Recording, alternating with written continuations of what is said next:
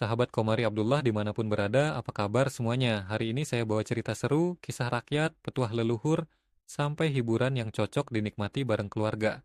Jangan lupa siapkan kopi atau teh hangat, karena di setiap cerita selalu ada pelajaran hidup yang bisa kita bawa pulang.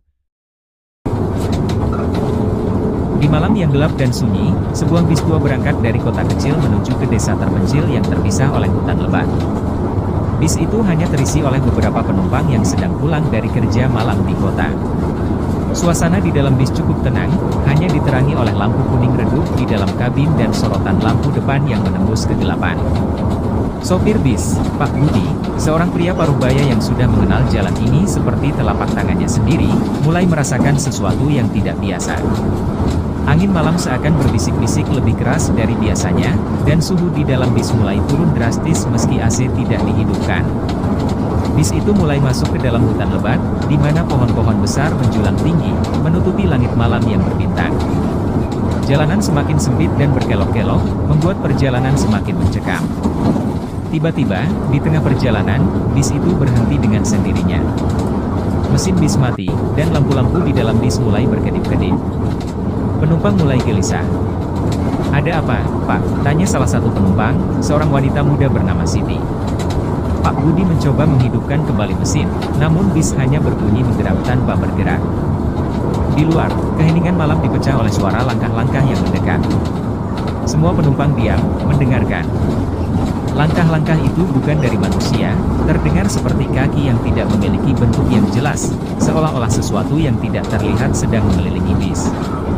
Tiba-tiba, dari sudut kaca jendela, Siti melihat bayangan aneh.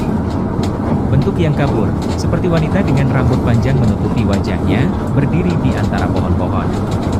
"Lihat," seru Siti, namun saat para penumpang lain melihat, bayangan itu sudah menghilang.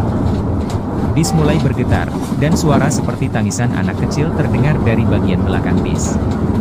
Pak Budi, dengan wajah pucat, berusaha menenangkan semua orang. "Tenang, ini pasti hanya angin," katanya, meski suara tangisan itu semakin dekat dan jelas. Pintu bis secara misterius terbuka sendiri, dan angin yang dingin mengisi kabin. Sebuah angin yang membawa suara bisikan-bisikan yang tidak jelas, namun penuh dengan kesedihan dan amarah. Salah satu penumpang, seorang pria tua bernama Pak Budin, mulai berdoa dengan suara gemetar. Tiba-tiba, mesin bis nyala kembali, lampu kembali menyala terang, dan pintu bis menutup dengan sendirinya. Pak Budi langsung memacu bis dengan cepat meninggalkan tempat itu.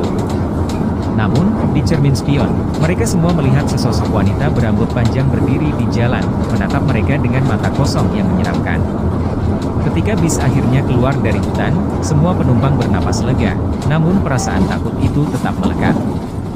Mereka tahu, malam itu mereka telah melewati sesuatu yang lebih dari sekadar hutan lebat. Mereka telah menyentuh dunia yang tidak seharusnya disentuh oleh manusia hidup.